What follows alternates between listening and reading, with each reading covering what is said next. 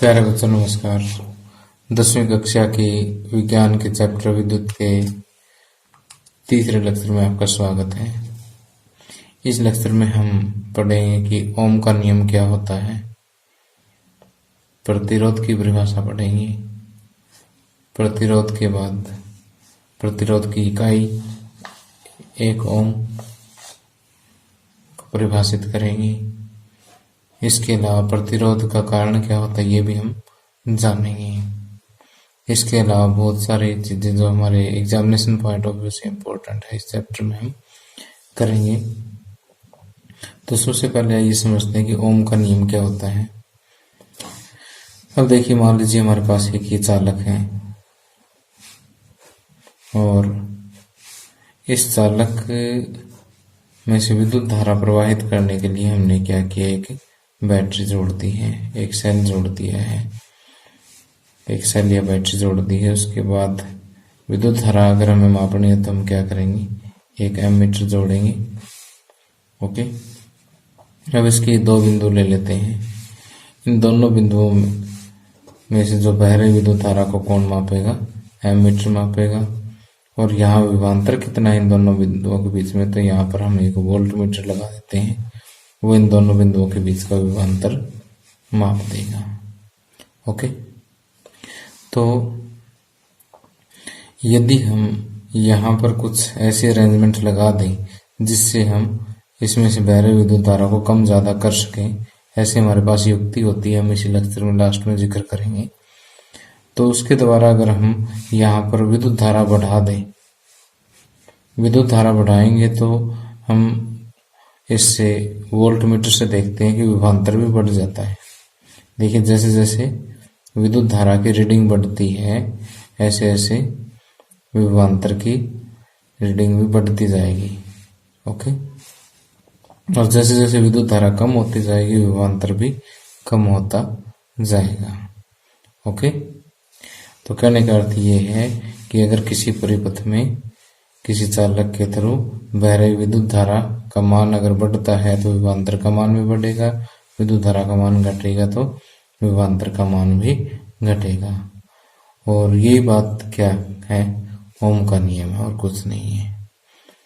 तो इसका कहने का मतलब ये है कि विद्युत धारा को हम आई से जैसे डिनोट कर रहे हैं और विभवांतर को हम वी के द्वारा डिनोट कर रहे हैं।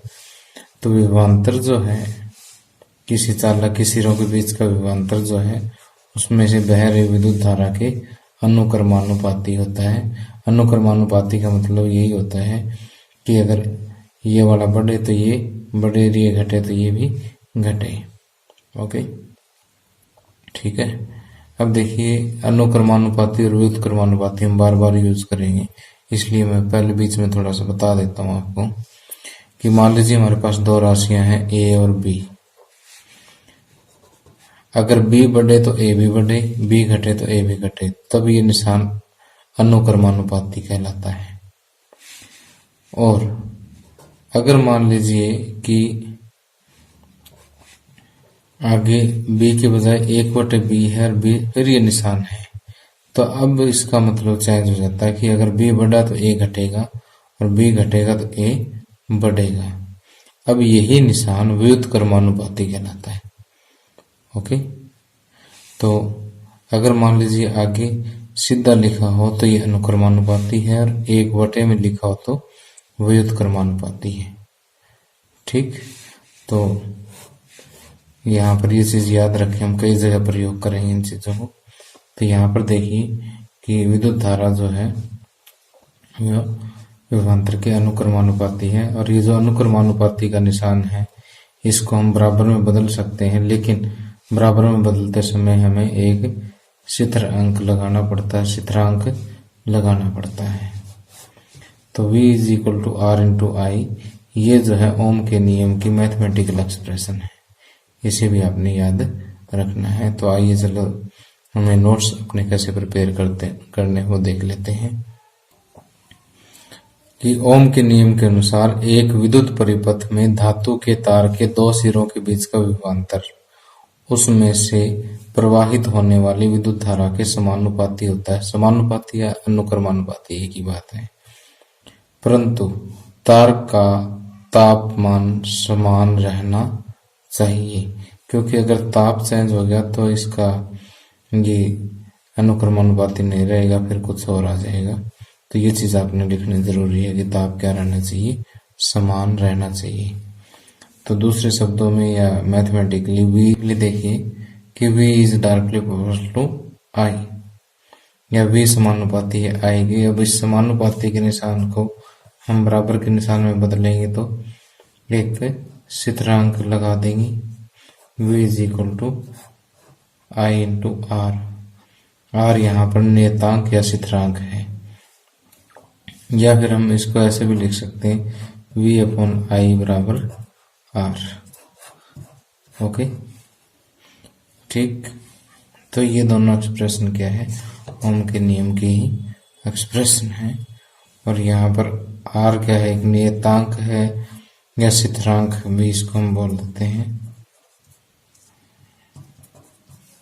जिसे हम इस तार का या इस चालक का प्रतिरोध कहते हैं।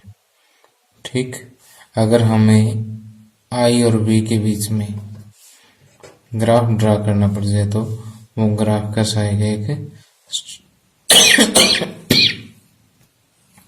एक सीधी रेखा आएगा। ओके, तो यहाँ ग्राफ से भी हम देख सकते हैं कि जब विद्युत धारा का मान कम है तो प्रतिरोध भी कम। जैसे जैसे बढ़ता जा रहा है इसका मान भी देखिए बढ़ता जा रहा है। ओके, तो प्यारे बच्चों, अभी मैं आपको बताता हूँ कि विद्युत प्रतिरोध क्या होता है।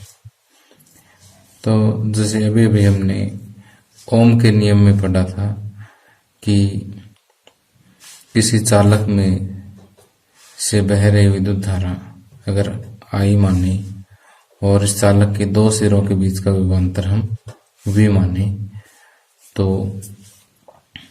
हम ये कहेंगे कि V I के अनुक्रमानुपाती है, या अनुक्रमानुपाती को अगर हम बराबर के निशान में चेंज करेंगे तो एक हमें स्थिरांक या नियतांक जो हमें लगाना पड़ेगा। तो वास्तव में ये जो नियतांक है R, ये और कुछ नहीं है, प्रतिरोध ही है। तो ये जो प्रतिरोध है इसका फार्मूला तो हमें पता लग गया कि V और I का अनुपात है, लेकिन इसका वास्तव में अर्थ क्या हो मैं बताता हूं आपको। कि जैसे किसी भी चालक में से अगर विद्युत धारा बहती है तो इस चालक का एक गुण होता है कि ये अपने अंदर से जो विद्युत धारा बह रही है उसका विरोध करता है। क्या करता है, विद्युत धारा का विरोध करता है। तो यही गुण जो है वास्तव में प्रतिरोध कहलाता है। ओके, तो प्रतिरोध किसी चालक का वह गुण है जो कि वह अपने में से प्रवाहित होने वाले विद्युत धारा का विरोध करता है। ओके, तो प्रतिरोध जो है इसका जो असाई मात्रक है, ये इसकी इकाई जो है वो क्या है, प्रतिरोध का असाई मात्रक ओम है। ठीक, वैसे इंग्लिश में ये स्पेलिंग होती है OHM ओम, तो कई बुक्स में इसको ओहम भी लिखा हुआ है। तो ये दोनों एक ही चीज है। NCERT ये हिंदी में नाम जो है ओम फॉलो करती है, तो मैं यही लिख रहा हूँ। और ओम को जो है ग्रीक भाषा के एक लेटर ओमेगा से डिनोट किया जाता है, OMEG। ठीक, इसको प्रोनाउंस हम ओम की तरह से करते हैं। ओके, तो अब देखिए, अभी मैंने आपको बताया था कि प्रतिरोध क्या होता है। इसको कॉपी में नोट्स हम कैसे तैयार करें वो बता रहा हूँ कि प्रतिरोध किसी चालक का यह गुण है कि वह अपने में से प्रवाहित होने वाले आवेश के प्रवाह, तो देखिए आवेश का जो प्रवाह है वो क्या होता है, विद्युत धारा तो होती है, आवेश का प्रवाह का विरोध करता है। आप सिंपल लिख सकते हो कि प्रतिरोध किसी चालक का यह गुण है कि वह अपने में से प्रवाहित होने वाली विद्युत धारा का विरोध करता है। या चाहो तो आप दोनों भी लिख सकते हो, जैसे मैंने यहाँ पर लिखा हुआ है। अब प्रतिरोध का जो असाई मात्रक है वो क्या है? ओम। और ओम को जो है शब्द ओमेगा से डिनोट करते हैं हम। और ओम के नियम के अनुसार R बराबर V बटे I होता है, जहां पर V दो सिरों के बीच में विभवांतर है और I उस चालक में से बह रही विद्युत धारा है। तो V क्या है? चालक के दो सिरों के बीच का विभवांतर और I चालक में से बह रही विद्युत धारा। ओके,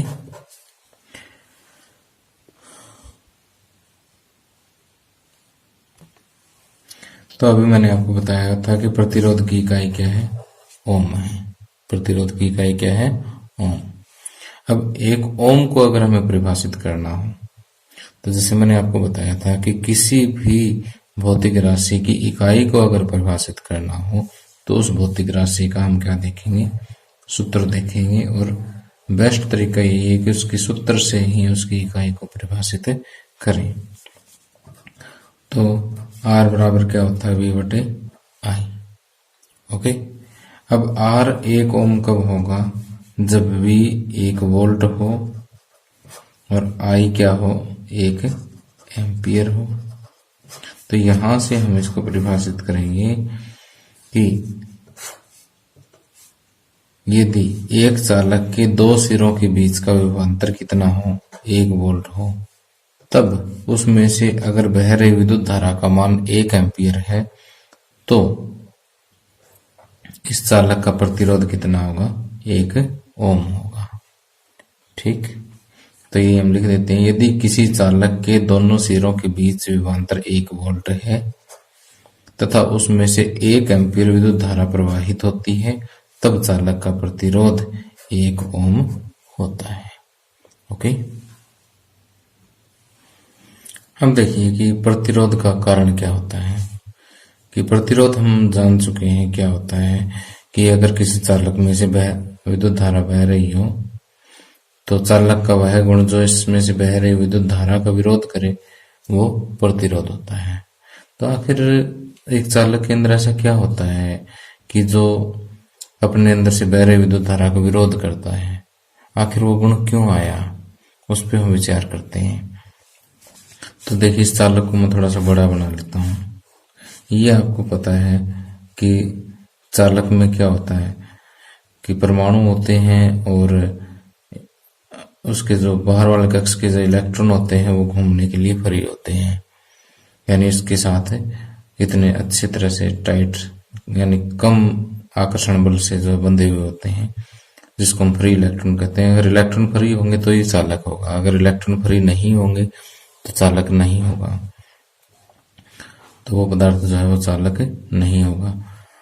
तो जैसे मान लीजिए इलेक्ट्रॉन जो है वो चलना स्टार्ट करता है तो इसके रास्ते में कोई और इलेक्ट्रॉन्स भी आते होंगे, उनसे टकरा जाएगा। जो दूसरे आयन्स पड़े हैं, जैसे मान लीजिए एक एटम में से इलेक्ट्रॉन निकलेगा तो जो पीछे बचता है वो आयन ही बचता है, ये यहाँ से दूसरे आयन्स के साथ टकरा जाएगा। और कहीं अगर परमाणु पड़ा तो उसके साथ टकरा जाएगा। तो इसके बार बार टकराने से क्या होता है कि इसकी गति में अवरोध पैदा होता है। तो इलेक्ट्रॉन के चलने में जो अवरोध है वही तो क्या है? प्रतिरोध है। क्योंकि इलेक्ट्रॉन क्या है? उस पर आवेश होता है। इलेक्ट्रॉन चलेगा तो समझ लो आवेश चल रहा है, आवेश चल रहा है तो विद्युत धारा पैदा हो रही है। और जब इलेक्ट्रॉन के रास्ते में रुकावट आ गई तो विद्युत धारा के रास्ते में रुकावट पैदा होगी, हुई कि नहीं हुई? यस। तो इस तरह से आपको इसका कारण पता लग गया है कि जब किसी चालक में विद्युत धारा प्रवाहित की जाती है तो चालक में गतिशील इलेक्ट्रॉन अपने मार्ग में आने वाले इलेक्ट्रॉनों, परमाणुओं व अन्य आयनों से निरंतर टकराते रहते हैं। इसी कारण प्रतिरोध की उत्पत्ति होती है। बिल्कुल सिंपल भाषा में मैंने आपको यहाँ पर लिख के दिखाया है। अब देखिए कि बच्चों के दिमाग में एक क्वेश्चन और आता है कि सर इसके अंदर से इलेक्ट्रॉन कैसे फ्लो करते हैं। तो वैसे तो अपनी बुक के स्कोप से बाहर है, लेकिन फिर भी आप 1 मिनट लगेगा, समझ लीजिए। एक मोटा सा आइडिया मैं दे देता हूँ, बहुत अच्छी तरह से तो नहीं समझा पाऊंगा अभी मैं, क्योंकि ये अपने 12वीं क्लास की फिजिक्स में आता है।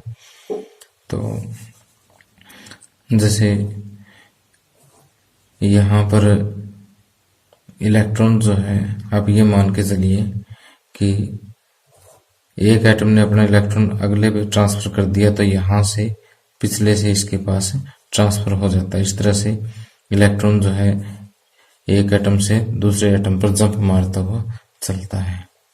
ठीक, तो इलेक्ट्रॉन की इस तरह की जो वेलोसिटी है उसको हम ड्रिफ्ट वेलोसिटी कहते हैं। यानी ड्रिफ्ट का भी मैं आपको हिंदी नहीं बता पा रहा हूँ। तो एक किस्म की एक गति होती है जिसको हम ड्रिफ्ट वेलोसिटी, यानी एक किस्म सरकना कह सकते हो आप इसको। तो जस्ट ये नॉलेज के लिए बता रहा हूँ मैं। और ये स्पीड बहुत ही कम होती है इसकी। लेकिन क्या होता है कि अगर मान लीजिए आपने यहाँ से स्विच ऑन किया, और अगर मान लीजिए कई किलोमीटर दूर अगर आपने इस तार के आगे बल्ब लगा रखा है, तो अपने प्रकाश की गति से जो है लाइट आगे पहुंच जाती है, इसमें से विद्युत धारा आगे पहुंच जाती है। जब इलेक्ट्रॉनों की गति इतनी कम है तो विद्युत धारा इतनी आगे कैसे पहुंच गई। तो अगर हम एनसीईआरटी बुक में अगर इसका सॉल्यूशन देखें तो उन्होंने डायरेक्ट कह रखा है। तो ये तो जस्ट एक सोचने वाली बात है, और हम आगे नई बड़ी क्लासेस में आपको इसका आंसर बताएंगे।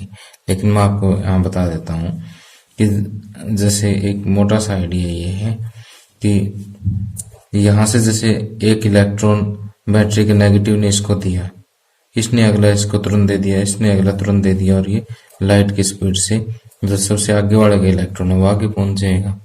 तो इस तरह से इलेक्ट्रॉनों का जो संचार है वो प्रकाश की गति के साथ हो जाता है।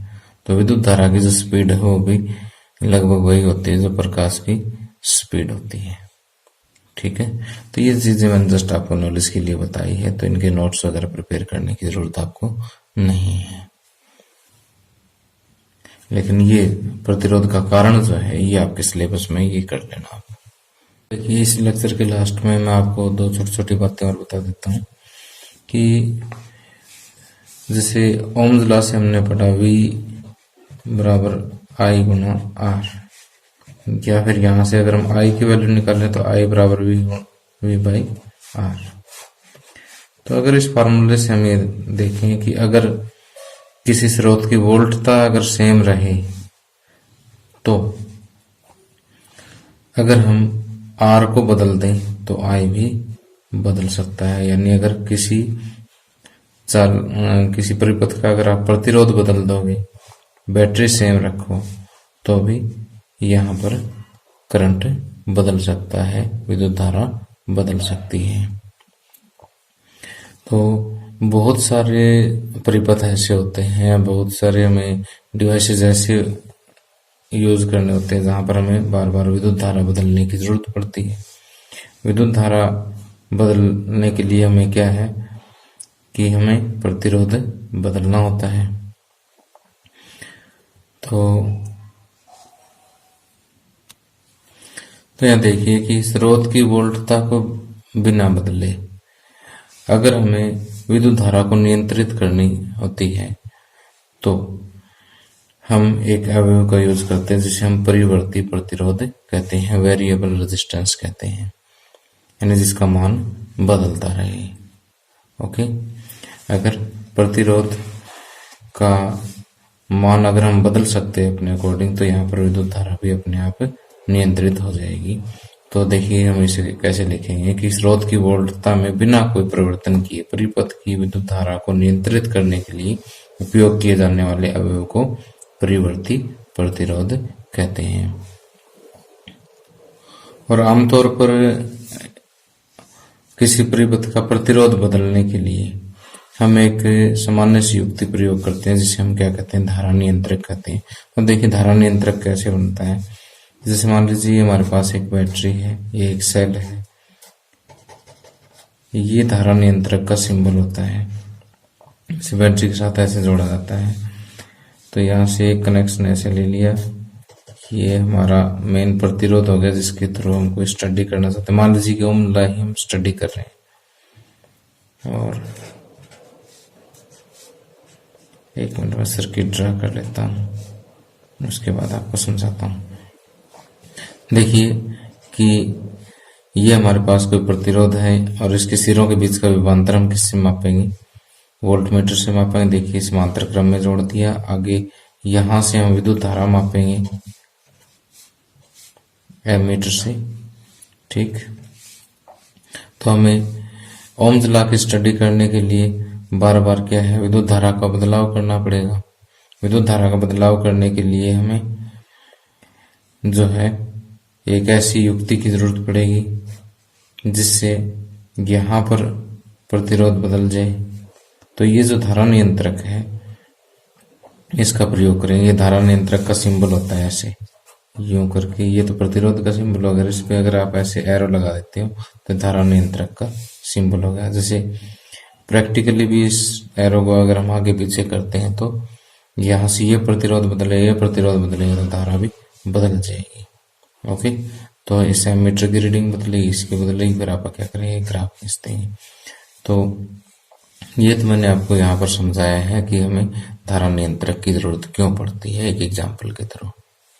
तो सिंपल सी बात है कि जब हम आर बदलेंगे तो आई नियंत्रित हो जाएगी, और इसके लिए जो अब हम यूज करते हैं वो परिवर्ती प्रतिरोध है।